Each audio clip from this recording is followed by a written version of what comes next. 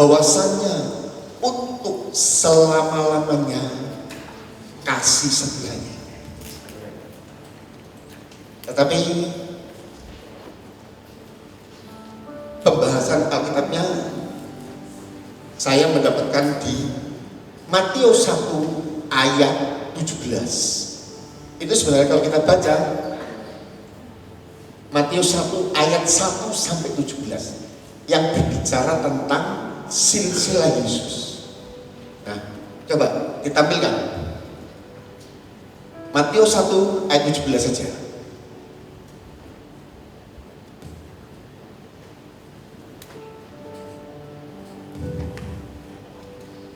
Ya, Matius 1 17. Jadi seluruhnya ada 14 keturunan dari Abraham sampai Daud, 14 keturunan dari Daud sampai pembuangan ke Babel, dan 14 keturunan dari pembuangan ke Babel sampai Kristus. Ayat ini adalah ayat yang menceritakan tentang silsilah Yesus. Nah, sebelum kita akan masuk pada ayat ini, kita terlebih dahulu bagaimana judul ini ada. Saya ketika membaca bahwasannya untuk selama-lamanya kasih-Nya, ini sebenarnya suatu judul yang sebenarnya tidak asing bagi kita. Ini adalah judul yang menggambarkan bahwa kasih setia Tuhan itu tidak akan pernah pudar. Amin. Kasih setia Tuhan itu selalu menyertai kita, orang percaya. Dia tidak pernah lalai meninggalkan kasihnya buat kita. Nah, kata-kata ini sebenarnya ditulis, saya sempat melihat di Konkordan ya. Saya sempat lihat di Konkordan. Kata ini ditulis sebanyak 41 kali. Bahwasanya untuk selama-lamanya kasih setia Tuhan. Dan memang yang pertama di dalam 1 Tawarik 16:34 itu yang pertama. Tetapi akan kebanyakan sekali kata-kata ini ditulis oleh Raja Daud. Raja Daud itu menulis kata-kata ini itu banyak. Bahkan yang dimulai kata-kata yang bahwa alasan bahwasanya untuk selama-lamanya kasih setianya itu berbicara tentang kebaikan Tuhan. Sebab apa dikatakan? Sebab Tuhan itu baik. Itu ditulis sebanyak 7 kali. Yang menarik, mengapa Daud menulis akan kata-kata ini? Kita tahu Daud adalah sebelum dia akan memulai dari menjadi raja, dia mengalami suatu proses demi proses yang sebenarnya kalau menurut pemikiran kita Daud pasti sudah lewat. Saat dia bermain kecapi, Saul benci, lempar ke tempat. Daud bisa ceritanya ngeles itu apa ya? Menghindar, ya kan? Kesempatannya lagi, ketika bermain kecapi lagi, Daud dilempar. Daud bisa menghindar.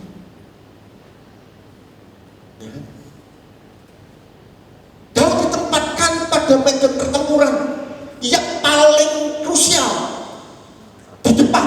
Dengan maksud apa? Supaya Daud menang. Tetapi sekali lagi Daud aman-aman saja. Daud dikejar masuk pada gua Adulam. Jalan buntu Bapak Ibu.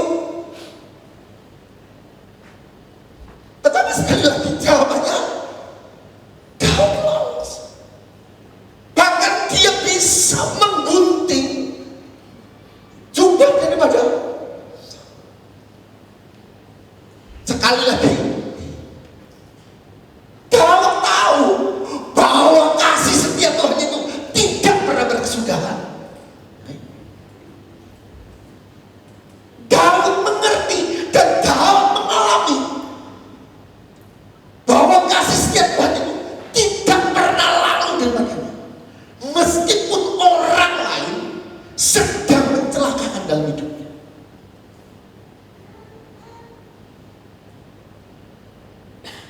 Sebab itu Daud berkata, Tuhan itu baik. Dikatakan juga, Tuhan itu baik. Bahwasannya untuk selama-lamanya kasih setia. Dan ketika berbicara tentang kebaikan Tuhan, apa hubungannya dengan Natal? Ya, yang menjadikan suatu pertanyaan, apa yang menjadi hubungan ketika tema ini dengan Natal? Kalau Natal itu berbicara tentang penggenapan janji Allah untuk penyelamatan manusia. Sekali lagi, Natal itu berbicara tentang penggenapan janji Allah untuk penyelamatan manusia. Jadi ada dua hal, tentang penggenapan janji dan penyelamatan manusia. Nah, yang lebih pokok adalah tentang penyelamatan manusia. Jadi Natal itu dengan tujuan suatu pokok untuk penyelamatan manusia. Memang saya katakan manusia perlu diselamatkan. Karena mengapa? Karena manusia adalah gambar daripada Allah. Disebut dalam Kejadian, manusia itu patron daripada Allah. Makanya mengapa manusia itu perlu diselamatkan? Mengapa malaikat tidak? Manusia yang diselamatkan karena manusia adalah gambar Allah. Ya. Mengapa kucing dan anjing tidak diselamatkan? Karena kucing dan anjing bukan gambar Allah. Nangkap ya? Yang gambar Allah itu adalah manusia. Makanya manusia itu yang diselamatkan. Nah, ketika berbicara tentang manusia diselamatkan, kita sangat teringat dengan Kejadian 3. Ya, ada satu poin yang saya sangat tertarik ketika saya baca ayat ini. Kejadian 3 itu berbicara tentang manusia jatuh dalam dosa. Pasti kita sudah hafal akan kejadian ini, di mana kejadian manusia sedang enak-enaknya di Taman Eden, ya kan? Kemudian Tuhan berkata kepada manusia, semuanya ini boleh kamu nikmati, ya kan? Yang penting buah pohon yang ada di tengah tidak boleh kamu makan. Betul ya? Singkat cerita, manusia ini enjoy saja, ya kan? Oh, menikmati luar biasa, ya kan? Yang menjadi pertanyaan sekarang, waktu itu, maaf, manusia telanjang, betul enggak? Betul ya? Manusia waktu itu dalam keadaan telanjang, tetapi manusia enjoy aja, ya kan? Makanya di dalam, kalau nggak salah dalam Kejadian 2:25, mereka keduanya telanjang, manusia dan istrinya itu, tetapi mereka tidak mau. Posisi aman, tapi ketika dia masuk pada perangkap iblis, di mana iblis memanipulasi daripada perkataan dan manusia percaya. Yang menjadi pertanyaan, Hawa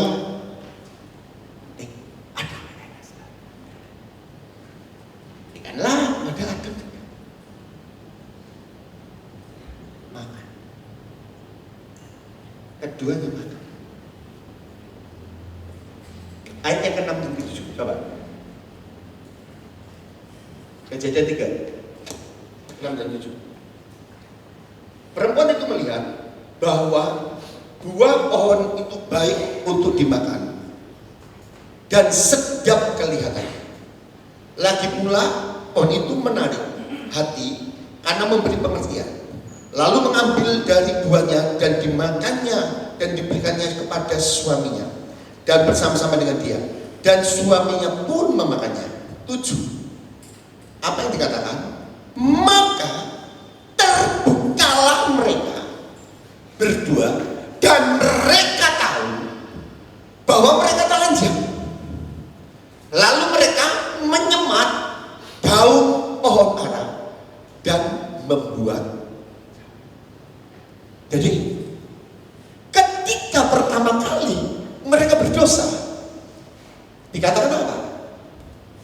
Mereka tahu bahwa mereka telanjang.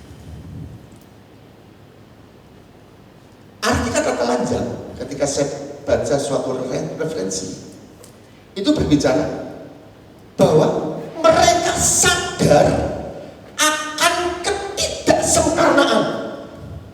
Yang pertama, mereka sadar bahwa dia tidak sempurna. Terus yang kedua, mereka sadar akan kelemahan. Dan yang ketiga, mereka sadar akan terpisah dari Tuhan setelah mereka melanggar perintah. Jadi ketika dosa menguasai, manusia sadar akan kekurangannya, bahwa dia itu tidak sempurna, dia lemah, dan dia sekarang sudah terpisah dengan Tuhan. Sehingga ketika Tuhan mencoba untuk mendatangi daripada Adam dan Hawa, yang didapati apa? Adam dan Hawa kemudian dia sembunyi, dia takut. Pada mulanya aman-aman saja, tetapi karena dosa ada rasa takut, ada rasa malu, ada rasa terpisah, dan itu terjadi oleh karena dosa.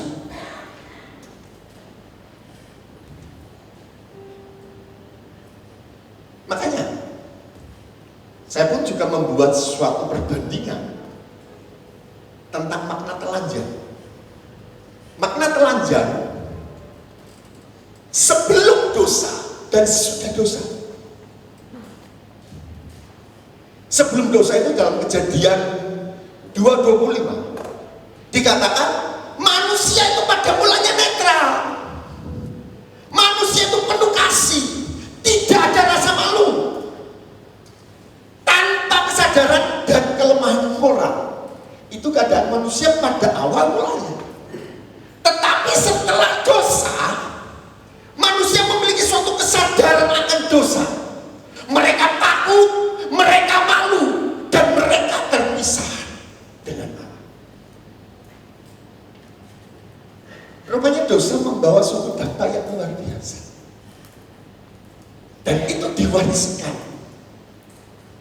kepada turunannya yang disebut dengan dosa asal. Kita tidak bisa menolak, ya. Ketika bicara dosa asal, kita tidak bisa menolak. Itu adalah warisan daripada Adam dan Hawa. Orang yang sebelum ada Kristus, mereka terpisah. Ada suatu jurang yang dalam. Makanya dikatakan Allah ngerti, Allah itu tahu ini tidak bisa diselesaikan kalau tidak ada Yesus selamat. Makanya dikatakan kasih setianya itu untuk selamanya. Kenapa? Allah sadar, Allah ngerti manusia itu butuh penyelamat. Memangnya pada waktu itu yang pertama, pada waktu itu masih berupa suatu biasa. untuk menutupi rasa malu.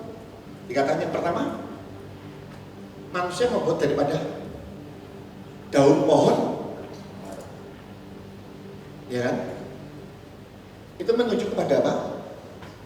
Manusia mencoba dengan kekuatannya sendiri. Daun pohon ara itu, manusia berusaha menutup rasa takut, rasa malu dengan kekuatannya sendiri. Ketika bicara kekuatan sendiri, konsep berbicara sangat-sangat tidak. Mau kuat berapa pohon ara, ya kan?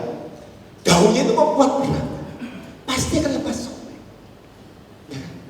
Makanya kemudian Tuhan memberikan suatu alternatif sebagai suatu bentuk penggambaran, ya kan?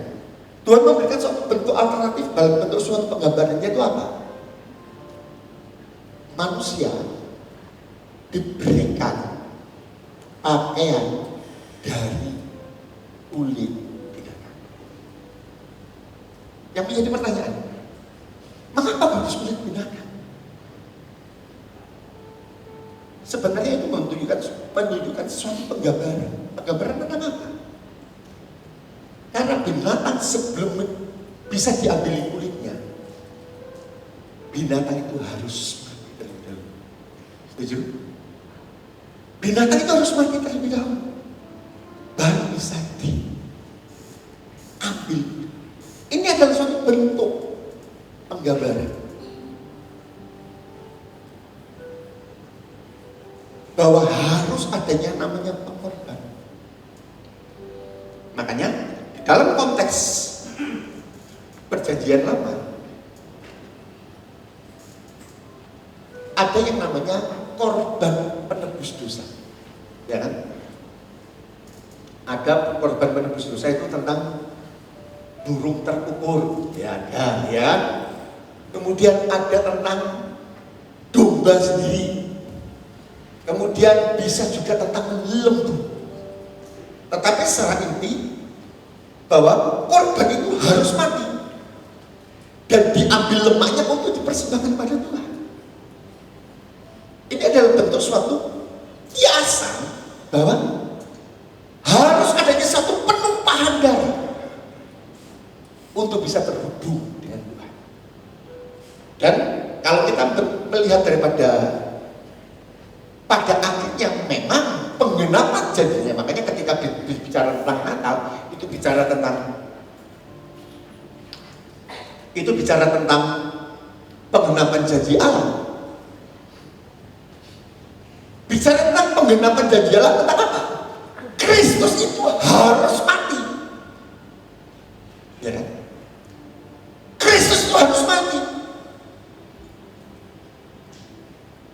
Kalau Kristus tidak mati, bahayanya apa? Alkitab menyebut sia-sialah iman kamu. Makanya ketika penumpahan darah lewat darahnya di atas kayu salib Golgota, itu yang membuat manusia kembali terhubung dengan Allah. Itu yang membuat manusia terhubung dengan Allah. Makanya ketika saya juga sempat menyelidiki lebih jauh tentang telanjang, arti telanjang dalam bahasa Ibrani rumim, dalam Kejadian 2 itu tentang rumim. Kalau Kejadian 3, 7, 10, dan 11 itu rumim. Ada kata R itu menunjuk suatu keterbukaan kesalahan mereka di hadapan Allah.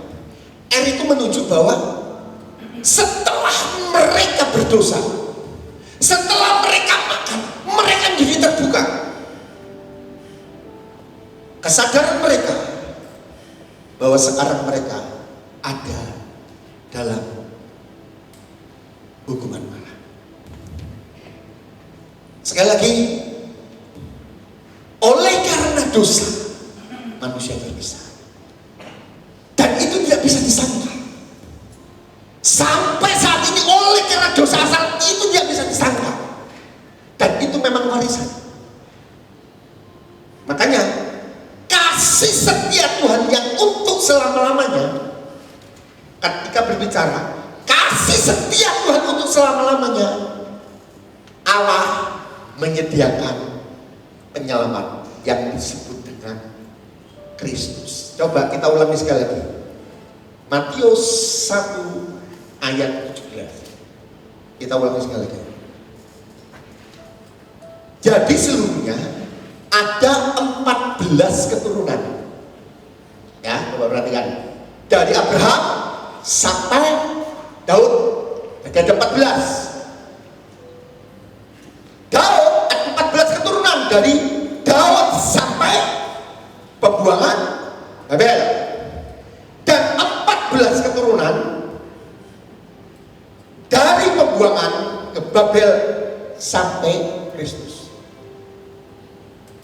Saya ketika baca hal ini, saya menangkap ada 3 hal yang disebut. Yang pertama, yang disebut adalah Abraham. Benar ya? Yang disebut pertama itu Abraham.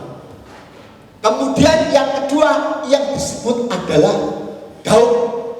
Benar? Dan yang ketiga yang disebut adalah pembuangan Babel. Baru sampai pada akhirnya Kristus. Yang menarik, Yesus adalah Mesias, penyelamat yang dinantikan.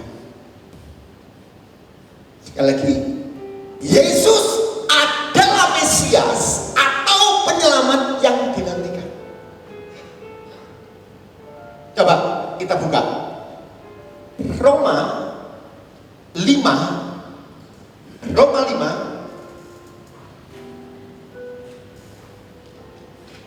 ayat yang ke-18 dan 19.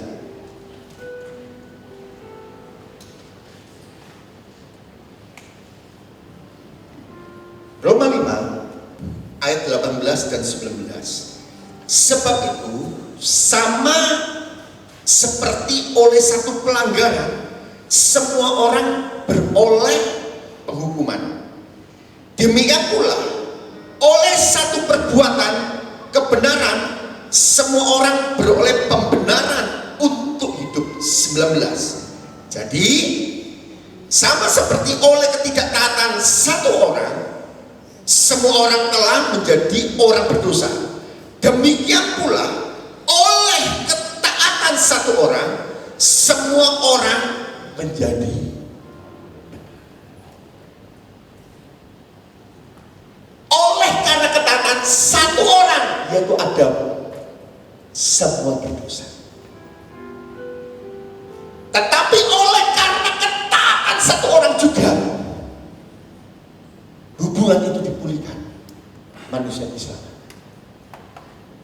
Sekali lagi, oleh karena satu orang yaitu Adam, manusia berdosa. Tetapi oleh karena ketaatan satu orang juga manusia dibenarkan di hadapan Allah. Dan itu merupakan satu pilihan bagi kita untuk percaya kepada Yesus, bukan paksaan. Untuk percaya kepada Yesus bukan karena kita keturunan, tetapi untuk percaya kepada Yesus adalah satu pilihan pribadi. Pilihan pribadi. Dan itu pasti akan mengalami suatu proses. Sekali lagi, untuk percaya kepada Yesus adalah pilihan pribadi. Dan itu akan mengalami suatu proses. Kenapa?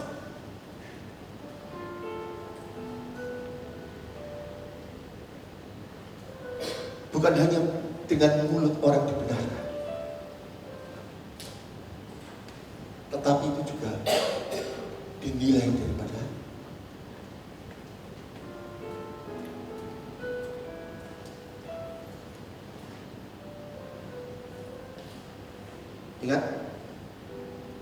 doanya siapa? Doanya Bu Yohanes tadi. Tadi kan? Doanya Bu Yohanes. Ya. Yang pertama ya. Yohanes tadi kan ngomong begini. Saya kan cuma nyambung aja. Bu Yohanes kan ngomong. Aduh, saya malah blend di sini. Dia kan ini ngomong apa? Hari sudah sangat dekat. Benar ya? Hari sudah sangat dekat. Nah, kemudian Yohanes itu mengatakan juga bahwa anak-anak Tuhan, jangan kau apa ya, anggap apa? Nah, mempertahankan iman, betul. Aduh, saya tadi sempat tentang mempertahankan iman. Saya tertarik tentang mempertahankan iman. Bapak Ibu, ketika yang engkau hadapi pada saat ini, ketika engkau menjadi orang percaya, mungkin kau sedang ditindas. Ketika engkau dalam lingkungan kerja, engkau sebagai minoritas, engkau butuh suatu keteguhan iman. Iya kan?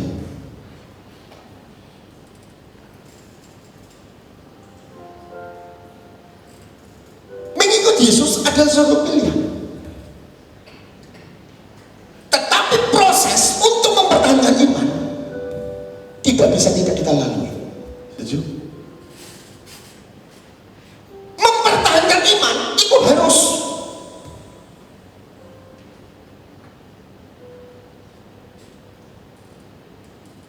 makanya saya satu contoh saja.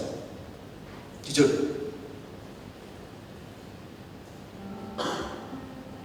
Identitas kekristenan itu Alkitab. Setuju? Jujur. Lebih nyaman mana? Kita bawa Alkitab begini atau bawa HP? Kalau bicara tentang identitas, ya, harusnya Alkitab itu sebagai tolak ukur, ya kan? Kita nggak malu, ya kan? Kita harusnya nggak malu ketika ke gereja bawa Alkitab. Tapi banyak juga orang yang malu ketika bawa Alkitab aja takut. We mau mix.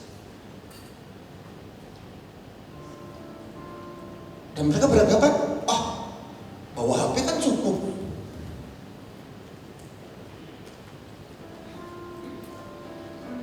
Saya sih tidak terlalu fanatik ketika baca Alkitab di HP, gak ada masalah Bapak Ibu. Yang jadi masalah itu ketika bawa HP, buka Alkitab, bukanya dan yang lain-lain, tingkong, masa masuk, ya. Nah, ini yang jadi masalah. Kalau WhatsApp masuk tidak dibaca itu bagus, tapi biasanya maaf kata gatel, iya kan? Ketika WhatsApp masuk ini gatel. Jujur aja, kepin buka atau enggak? Coba kali kita ini bukan gereja bawa Alkitab. Ini maaf, agak sedikit keras, ya.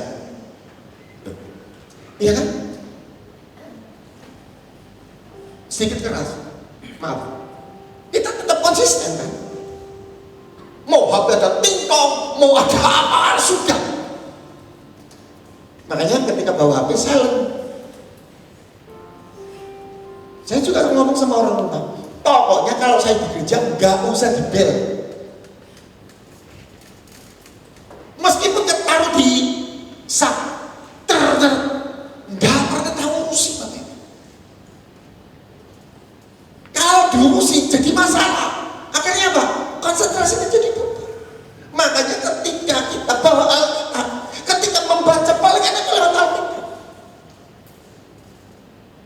Ya kan?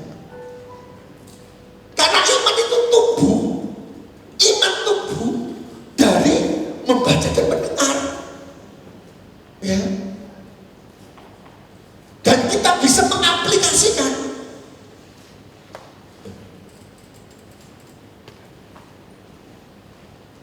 Kalau di Jawa sih memang sekali lagi mungkin tidak begitu ketara ya. Di Jawa itu tidak begitu ketara, gesekan-gesekan. Tetapi di luar, di daerah Faladi, itu banyak sekali kekristenan begitu. Ya, kekristenan lagi diproses. Dan akan ada waktunya Bapak Ibu. Suatu saat iman itu pasti diproses. Bagi yang muda-muda pacaran tidak seiman, jangan kau anggap sepele Bapak Ibu. Yang muda itu adalah satu proses. Kalau sudah ngerti gak seiman, tolak. Tegas Bapak Ibu. Karena saya juga punya anak perempuan. Kalau sudah kelihatannya nggak seiman, tolak. Ya kan? Gak perlu ganteng was. Pegang mobil BMW, gak. Pokoknya nggak seiman, tolak. Itu harus dulu. Kenapa? Dari situ akan membentuk suatu keluarga.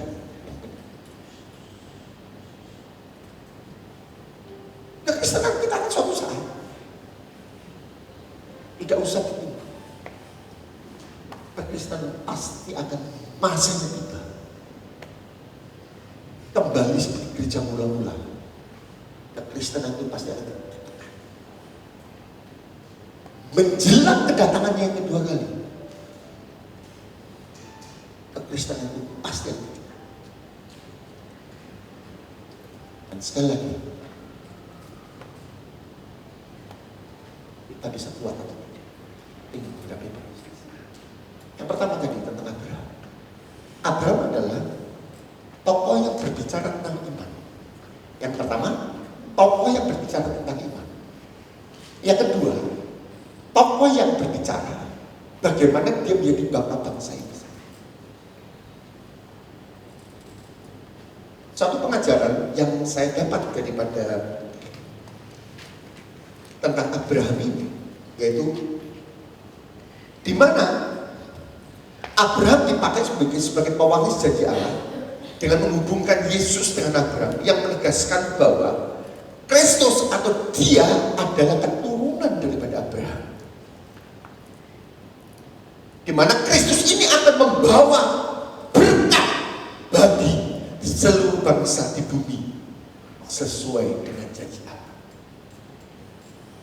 Kristus akan menjadi berkat bagi seluruh umat manusia yang mau percaya. Memiliki arti, kalau orang mau beriman pada Yesus, maka kau selamat. Setuju? Keselamatan itu hanya ada pada Yesus. Makanya, makna apa yang diambil daripada Abraham? Yaitu makna beriman. Makna beriman adalah suatu makna di mana makna itu menjadi suatu fondasi. Saat engkau beriman kepada Kristus, engkau dulu yang jauh menjadi dekat. Saat engkau percaya pada Yesus, engkau telah dimeteraikan dengan Roh. Saat engkau percaya Yesus, engkau dikatakan sebagai anak-anak yang berhak menerima janji Allah. Luar biasa. Makanya dalam silsilah Yesus yang dipakai oleh Abraham mengajar kita Dan yang kedua, mengapa yang dipanggil itu juga Daud? Daud berbicara tentang raja. Raja yang paling populer di kerajaan Israel waktu itu adalah Daud. Puncak kejayaan daripada kerajaan Israel ada di tangan Daud. Dan Tuhan sudah berjanji lewat Daud akan lahir seorang raja yang tak berkesudahan, raja untuk selama-lamanya. Dan itu telah diketahui di dalam Kristus. Juga ketika kita berbicara Daud, itu berbicara apa? Berbicara tentang keintiman. Ya kan? Ketika berbicara tentang Daud, itu bicara tentang keintiman. Berkenan dan keintiman. Suatu pembelajaran buat kita. Mengapa silsilah Yesus ini selalu dihubungkan dengan Daud? Kalau tentang Abraham itu tentang iman. Mengapa dihubungkan dengan Daud? Ini sedang mengajar kepada kita. Tuhan sedang mencari orang-orang yang berkenan, orang-orang yang intim dengan Tuhan. Itu yang sedang Tuhan cari. Sekali lagi, yang Tuhan cari adalah orang-orang yang berkenan dan orang-orang yang intim dengan Tuhan.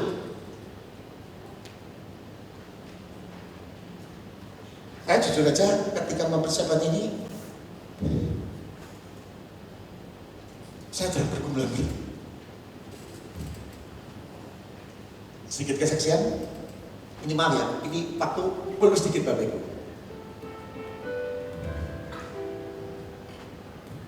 Saya ketika waktu yang lalu saya ke Surabaya, saya sedang menemani anak saya lasik. Saya pulang itu saya sakit, dan sakitnya itu nggak sembuh-sembuh. Nggak tahu itu karena apa, saya juga tahu. Cuma flu batuk itu cuma nggak sembuh-sembuh. Dan yang terakhir ini, saya itu sampai takut, Bapak Ibu, betul karena takut. Saya ngomong sama istri saya, aku ini sekarang jadi udah pelupa ya, blank, gak bisa konsentrasi. Loh, bahaya loh Bapak Ibu, gak bisa konsentrasi itu bahaya loh. Loh, namanya pegawai gak apa, ngemot-ngemot namanya orang gak apa-apa, stres Bapak Ibu. Mau apa? Gak ada. Waduh. Pak Gembala, siap ya? Minggu depan, siap. Ini dalam siap ngomong siap tapi ngomong pergumulan. Jujur aja, saya ngomong siap tapi ngomong pergumulan. Tuhan, saya tuh gak bisa bayangkan ketika berdiri di sini. Kalau saya tuh blank banget.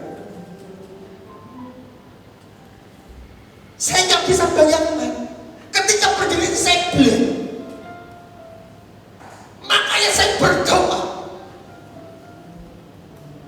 Saya ngomong sama istri saya, bantu doa. Kenapa? Apa yang Tuhan sudah berikan itu adalah satu tanggung jawab. Saya minta, saya puasa, saya minta, saya doa, Tuhan tolong Tuhan.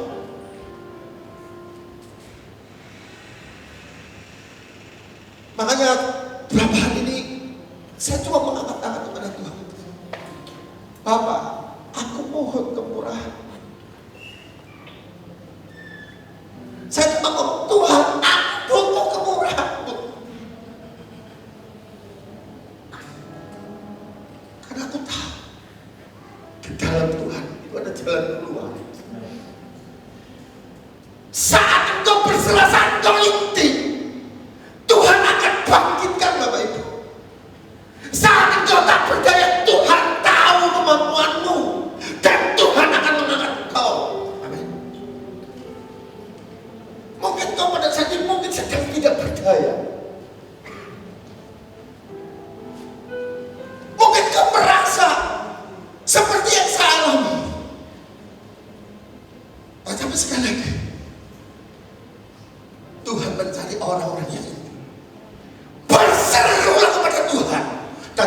menerima jawaban daripada Tuhan. Karena sekali lagi, tidak pernah orang percaya itu dikecewakan. Amin.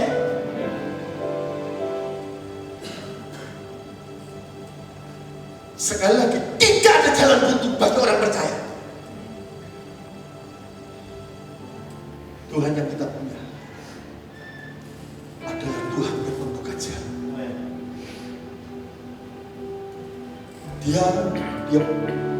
Dia buat jalan sampai ada dengan kasih dan kuasanya. Buatnya jalan yang dituju dan menentu dengan kasih dan kuasanya. Dia buat jalan, dia buat jalan. Terus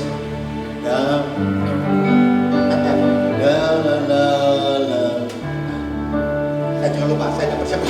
Ya. Karena sekali lagi, tidak ada jalan buntu bagi Tuhan.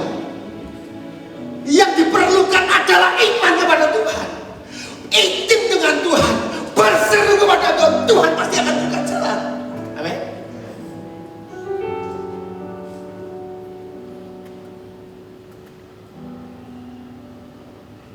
Memang kita diajar untuk berseru. Dan yang ketiga, mengapa dihubungkan dengan pembuangan Babel? Ketika berbicara pembuangan Babel, jadi ya, maaf sebentar ya Bapak Ibu ya, akan mundur sedikit. Ketika bicara tentang pembuangan Babel, itu bicara tentang penghukuman.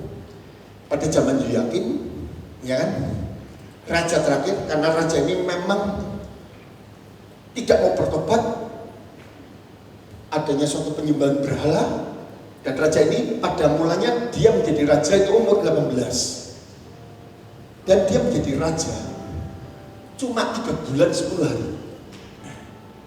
Kemudian kerajaan Yehuda ini dikepung, dikepung oleh Raja Nebukadnezar, Raja Babilonia. Raja Babilonia itu adalah raja, kalau zaman sekarang itu daerah Irak, Ibu. Itu daerah Irak. Secara singkat, Raja Yoyakim ini dan beserta pegawai-pegawainya, keluarganya, orang-orang yang cakap, ditawan, dibawa ke Babel oleh karena dosa. Dikatakan 14, baru kemudian Yesus lahir.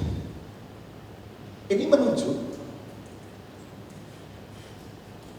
meskipun ada di dalam dosa, dibuang. Karena dosa itu bicara pembuangan. Ketika efek daripada dosa, ketika tidak diberesin, engkau pasti akan mengalami suatu yang pembuangan itu. Makanya dosa itu harus diberesin. Jangan senang hidup dalam dosa. Kalau orang yang senang hidup dalam dosa, tunggu waktunya. Iya kan? Dari dulu sekarang sampai sekarang, Tuhan itu tetap sama. Jangan kita senang orang hidup dalam dosa, Bapak Ibu. Orang yang hidup dalam dosa pasti ada konsekuensinya. Oleh sebab itu jangan iri dengan orang yang suka hidup dalam dosa, yang suka selingkuh, yang suka korupsi, ya kan?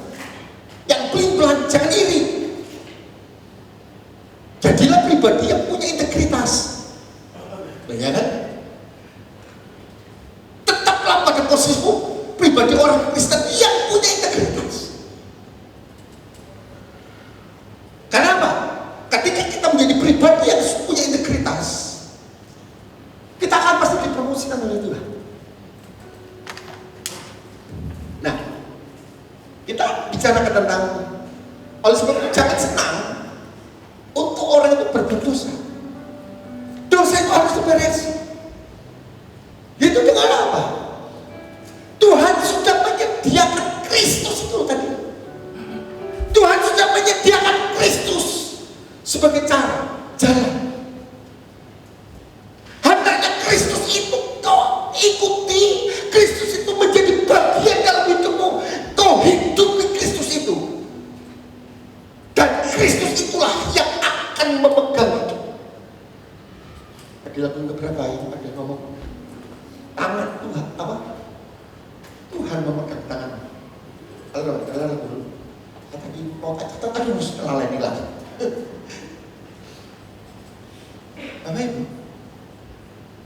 Tuhan itu akan memegang tanganmu. Kalau engkau menyerahkan hidupmu kepada Tuhan, dan lewat Kristus itulah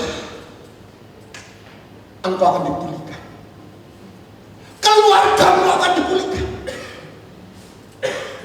Mungkin ekonomimu yang saat ini sedang kacau balau, Tuhan sangat pulihkan. Ya. Mungkin anakmu yang lagi bejut-bejutin. Ya kan? Punya anak sih seneng. Tapi kalau punya anak sing bikin ngaku ya petang itu sih enggak.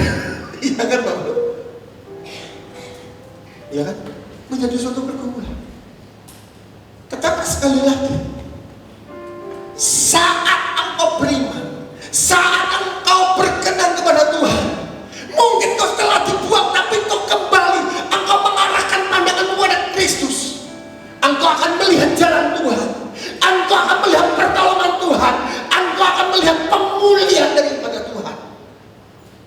Makanya pemulihan Babel ditulis menjadi satu bagian di dalam silsilah Yesus. Oleh sebab itu Bapak Ibu,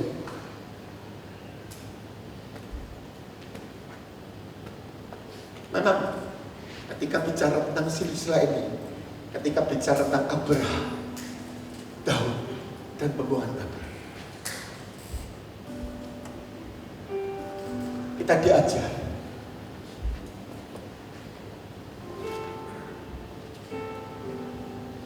supaya dalam kehidupan kita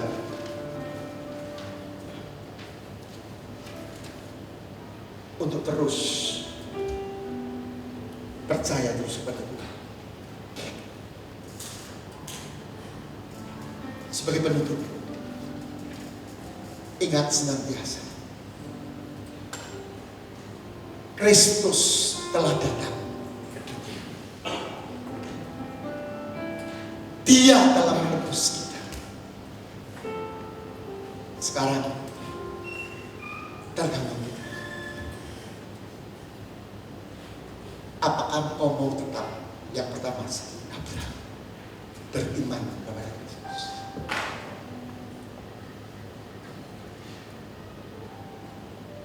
Apakah engkau tetap menjadi pribadi yang mau seperti Daud, pribadi yang berkenan, intim,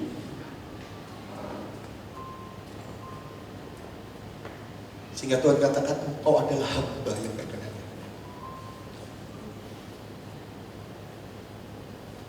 Atau engkau akan menjadi suatu pribadi yang dipulihkan seperti pembuang di Babel? Sekali lagi, ini semua bergantung pada kita semua. Baik, pilihan tergantung kita. Tapi kiranya lewat Natal tahun ini,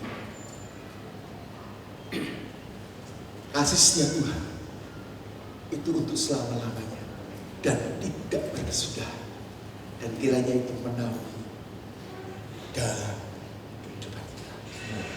Tuhan Yesus.